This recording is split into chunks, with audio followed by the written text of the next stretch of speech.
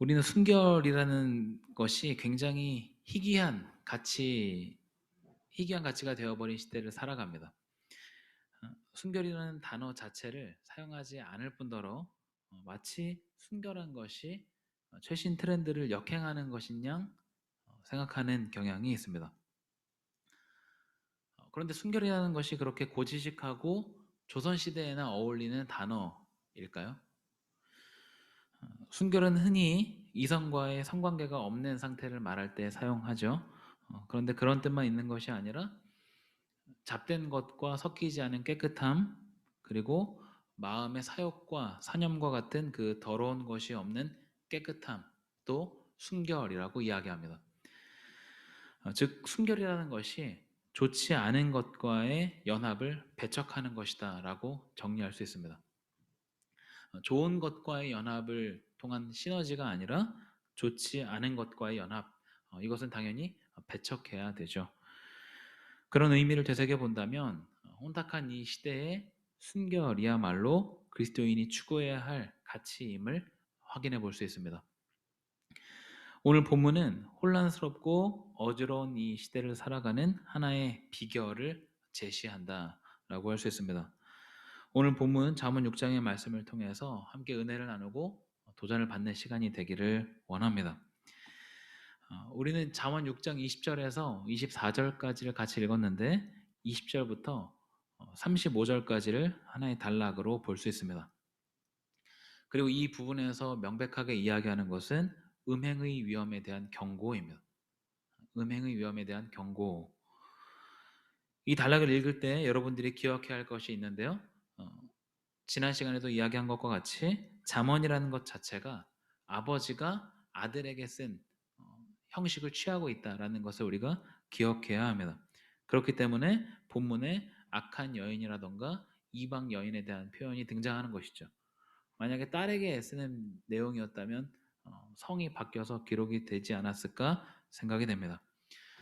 오늘 잠언의 본문을 읽는 우리 여자분들은 반대로 생각을 해서 여성을 유혹하고 음행에 빠지게 하는 남자들을 지칭하는 표현으로 이해하면 되겠습니다.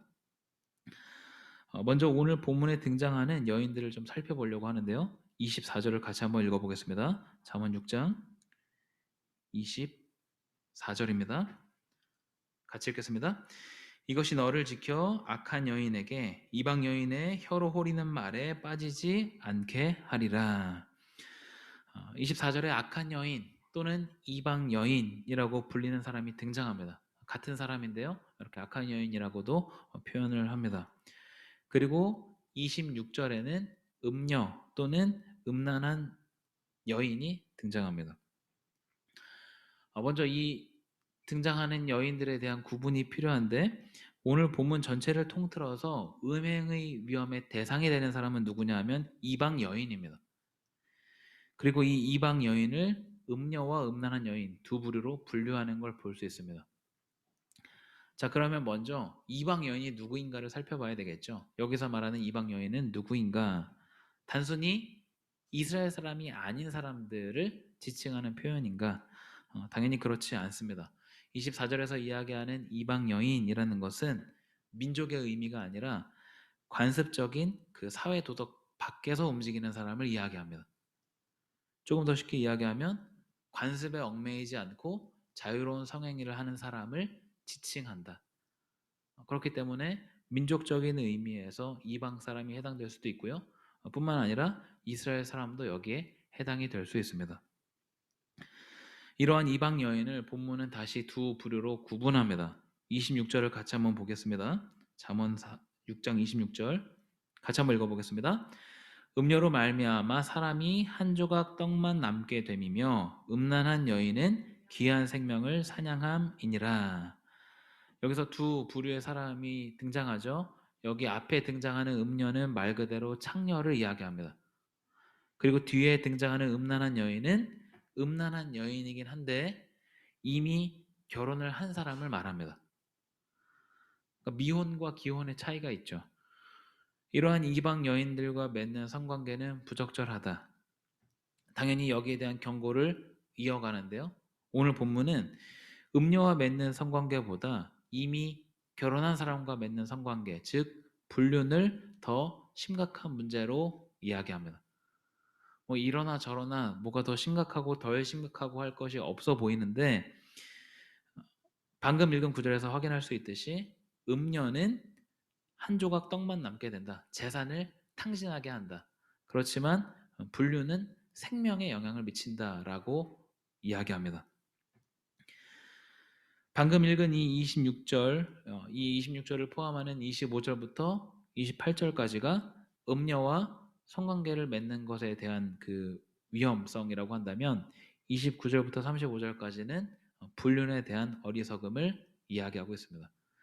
둘 다 잘못이지만 불륜은 그 위험이 더 크다 뿐만 아니라 두 경우 모두 징벌을 피할 수 없다, 불가피하다라는 것을 이야기하고 있습니다. 이렇듯 오늘 본문 잠언 6장의 이 후반부는 음행의 위험에 대해서 강력하게 경고하고 있다라는 것이죠. 자, 그러면 본문의 말씀을 통해서 하나님께서 우리에게 주시는 메시지는 무엇인가? 이것을 두 가지로 나누어서 여러분과 같이 한번 살펴보려고 합니다. 첫 번째는 무엇인가 하면 순결에 대한 강조입니다. 아버지가 아들에게 주는 이 경고를 동일하게 하나님께서 우리에게 말씀하시는 경고로 우리는 읽을 수 있습니다. 서두에서 이야기한 것처럼 순결이 희귀한 가치가 되어버린 이때에 오늘 말씀은 명백하게 성적 순결함에 대해서 말하고 있습니다. 남자든 여자든 결혼이라는 이 테두리 안에서의 성관계를 이야기하고 이러한 제도 밖에서의 성관계에 대한 위험을 경고하고 있다. 음행은 어떠한 결과를 가져오는가? 영혼을 망가뜨리는 결과를 가져옵니다. 오늘 본문 32절과 33절을 같이 한번 보겠습니다. 잠언 6장 32절과 33절입니다. 같이 읽겠습니다. 시작. 여인과 간음하는 자는 무지한 자라. 이것을 행하는 자는 자기의 영혼을 망하게 하며 상함과 능욕을 받고 부끄러움을 씻을 수 없게 되나니. 여인과 간음하는 사람은 무지한 사람이다. 그래서 이 사람은 영혼을 망가뜨리는 결과를 가져온다. 여기에 해당되는 대표적인 사람이 다윗이라고 할 수 있습니다. 여러분이 잘 아시는 다윗은 사실 처음에 굉장히 겸손하고 하나님과 동행하는 사람, 하나님 마음에 합한 사람이었습니다. 무슨 일을 하든지 간에 하나님께 묻고 답을 얻는 사람이었죠. 그런데 이스라엘의 왕이 되고 얼마 지나지 않아서 이제 자신의 충신이었던 우리아의 아내 밧세바를 범함으로 이제 다윗이 넘어지게 됩니다. 이에 대한 내용이 여러분들은 아마 잘 아실 거라 생각이 되는데요. 다윗은 밧세바와 동침한 그 간음 죄만 저지른 것이 아니라 살인죄까지 저지르게 되죠. 다윗은 이제 밧세바와 간음하고 나서 거기에서 이제 일을 마무리하려고 했지만 밧세바는 그 일로 임신하게 되고 그 사실을 다윗에게 알렸습니다.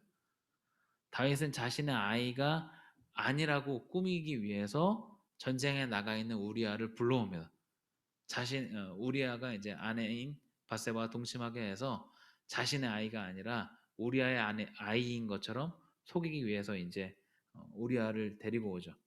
근데 우리아가 지금 전쟁 중이기 때문에 집에 가서 편하게 잘 수 없다, 편하게 쉴 수 없다라고 이야기하고 집으로 가지 않습니다. 몇 번의 이제 설득 끝에 우리아가 계속해서 이제 집에 가지 않자 다윗이 우리아의 손에 편지를 들려서 전장으로 다시 보내죠. 그 편지는 당시 군 지휘관이었던 요압에게 쓴 편지였습니다. 내용은 우리아를 맨 앞에 세워서 죽게 해라 라는 편지였습니다. 그래서 이렇게 전쟁에서 맨 앞에, 실제 전쟁하는 것보다 더 앞에 나가서 섰었기 때문에 우리아가 죽게 됩니다. 그리고 다윗은 이제 일이 이제 자연스럽게 마무리되는 것이냐, 그 밧세바를 자신의 아내로 맞이합니다. 이스라엘이라는 이 신정 국가에서 이 일은 굉장히 악한 일이지만 고대 국가, 다른 주변 고대 국가의 관습으로 봤을 때 이것은 사실 크게 심각한 일이 아닐 수도 있습니다. 그런데 나단 선지자를 통해서 하나님은 다윗에게 이렇게 이야기하죠. 어찌하여 내가 여호와의 말씀을 업신여기고 나 보기에 악을 행하였느냐. 라는 이야기를 듣게 됩니다. 그리고 이 일로 인해서 다윗의 집에 칼이 떠나지 않는 저주를 받게 됩니다. 그리고 다윗은 그 말년까지 굉장히 비참하게 보내게 됩니다. 자신이 저지른 죄에 대한 대가를 치르게 되는 것이죠. 죄가 드러나지 않는다고 해서 죄가 아닌 것이 되지는 않습니다. 음행은 당연히 멀리해야 하고 하나님 앞에서 순결한 삶의 태도를 가져야 합니다. 이것은 하나님을 위한 일이기 때문이 아니라 나 자신을 위한 일, 나를 살리는 일이기 때문입니다. 순간의 쾌락에 몸을 맡기면 그 끝은 불을 보듯 뻔합니다. 잠언에서 수차례 경고하는 경고를 하나님의 말씀으로 귀담아 듣고 순결한 삶의 태도를 갖춰가는 저와 여러분들이 되기를 바랍니다. 이어지는 두 번째 내용은 하나님을 따르는 삶에 대한 강조입니다. 하나님께서 우리에게 주시는 메시지 첫 번째는 순결에 대한 강조, 두 번째는 하나님을 따르는 삶에 대한 강조이다. 지난주에 잠언 개관에 대해서 말씀을 드리면서도 마지막에 두 여인에 대한 이야기를 드렸었죠. 그 부분을 조금 더 자세하게 말씀을 드리려고 하는데요. 그때 지혜로운 여인과 미련한 여인에 대해서 말씀을 드렸습니다. 잠언은 그 자체가 지혜를 가르치는 것이다 라고 이야기를 했는데요. 여러분들이 잠언을 읽다 보면 지혜 자체를 의인화해서 이야기하는 부분이 굉장히 많은 걸 여러분이 발견할 수 있습니다. 마치 지혜가 어떤 사람인 것처럼 묘사를 하죠. 그 부분을 한번 잠깐 살펴보겠습니다. 잠언 1장 20절과 21절입니다. 잠언, 제가 방금 10장이라고 그랬나요? 네, 잠언 1장 20절과 21절입니다.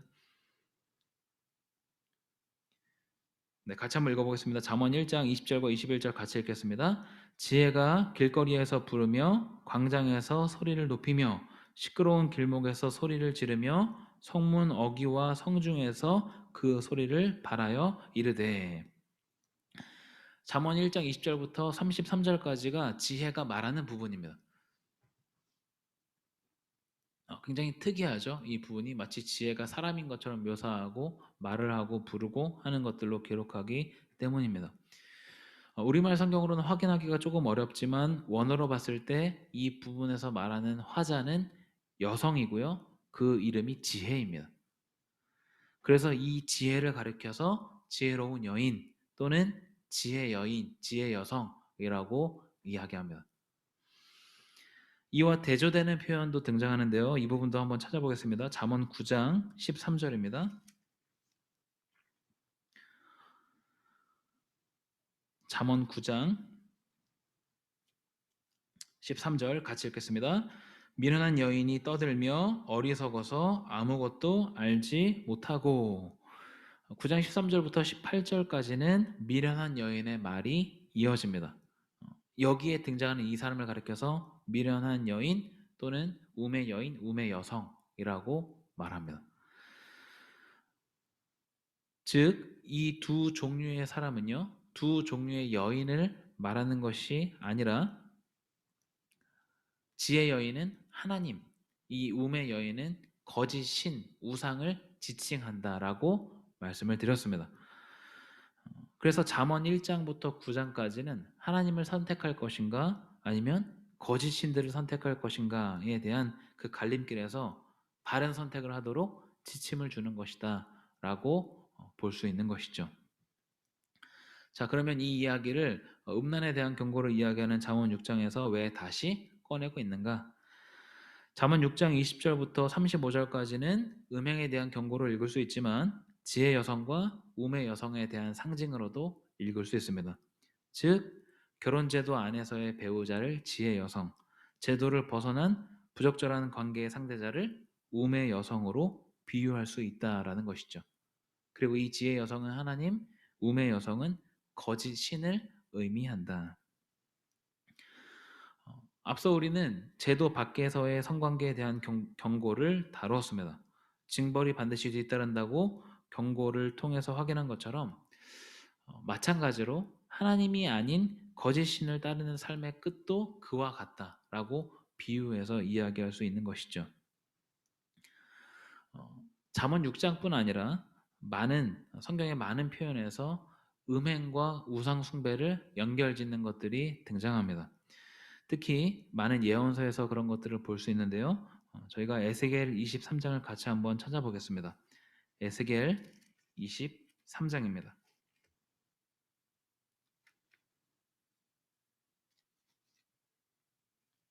에스겔 23장 1절부터 4절까지를 한번 같이 한번 볼 텐데요.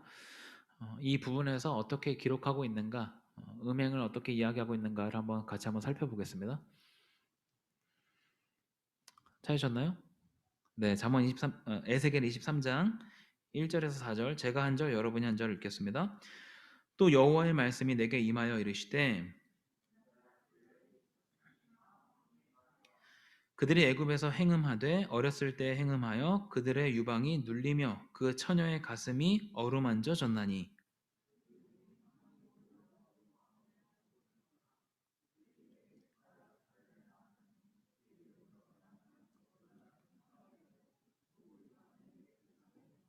네, 오홀라와 오홀리바에 대한 비유입니다. 이 두 여인은 자매인데요, 음행이 극에 달했습니다. 에스겔 23장 뒷부분을 여러분들이 이어서 읽어보시면 굉장히 적나라하게 묘사하는 걸 확인할 수 있습니다. 오홀라는 애굽 사람들 그리고 나중엔 아수르 사람들과 간음하고 행음하는 일을 서슴지 않습니다. 그 동생인 오홀리바는 더 심했다고 이야기하는데 애굽과 아수르 사람들과 바벨론 사람들과 행음하는 일이 계속해서 언급됩니다. 그리고 하나님께서 이 두 자매에 대해서 심판하시는 내용이 이어집니다. 이 내용은요, 4절에서 이야기한 것처럼 어떤 자매에 대한 이야기가 아니라 이스라엘에 대한 이야기죠. 오홀라는 사마리아, 즉 북이스라엘을 이야기하고요. 오홀리바는 예루살렘, 즉 남유다를 이야기합니다. 남유다와 북이스라엘이 하나님만 섬기는 것이 아니라 이방 나라의 신들을 섬기고 그 신이 참 신인 것처럼 행동했다라는 걸 묘사하는 부분입니다. 성경의 많은 곳에서 특히 예언서에서 음행에 대한 비유가 굉장히 많이 등장하는데요. 그것은 이스라엘과 하나님과의 관계를 부부 관계로 묘사하기 때문입니다. 하나님과 하나님의 백성이라는 어떤 큰 틀로도 물론 볼 수 있지만 많은 부분에서 부부 관계로 묘사합니다. 하나님 한 분을 섬기는 것이 하나님 백성에게 주어진 당연한 일임에도 불구하고 이들은 하나님을 내다버리고 우상들로 자신들을 치장합니다. 그리고 그 결과는 참담한 것을 우리는 알 수 있습니다. 약속의 땅에서 쫓겨나게 되고 또다시 이제 포로로 살아가는 결과를 맞이하게 되죠. 잠언 오늘 본문을 읽으면서 두 가지에 대한 말씀을 드렸습니다. 순결에 대한 강조와 또 하나는 하나님을 따르는 삶에 대한 강조, 두 가지를 여러분에게 말씀을 드렸는데요. 잠언의 본문으로 돌아와서 음행과 음란은 영혼을 파괴합니다. 마찬가지로 하나님 외에 거짓 신을 따르는 일, 우상을 따르는 일은 영혼을 파괴하는 결과를 초래한다. 우리는 이러한 질문을 항상 던질 수 있어야 하는데요. 나에게 거짓 신은 무엇인가에 대한 질문을 우리는 던져야 합니다. 여러분에게 거짓 신은 무엇입니까? 돈입니까? 아니면 관계입니까? 아니면 나 자신입니까? 아니면 그 외에 다른 어떤 것이 되나요? 하나님으로 채워져 있지 않은 마음은 반드시 다른 어떤 것이 자리하게 됩니다. 그리고 그것을 우상이라고 이야기합니다. 우리는 항상 점검해야 하는데 나는 무엇을 품고 사는가에 대한 부분을 늘 점검해야 합니다. 여러분이 한 주간의 삶 가운데 스스로를 돌아보면서 점검하는 은혜가 있기를 원합니다. 음행에 대해 강력하게 경고하고 금지하는 명령과 같이 우리의 삶이 순결한 삶으로 하나님만을 섬기는 삶으로 빚어지기를 간절히 소망합니다. 함께 기도하겠습니다.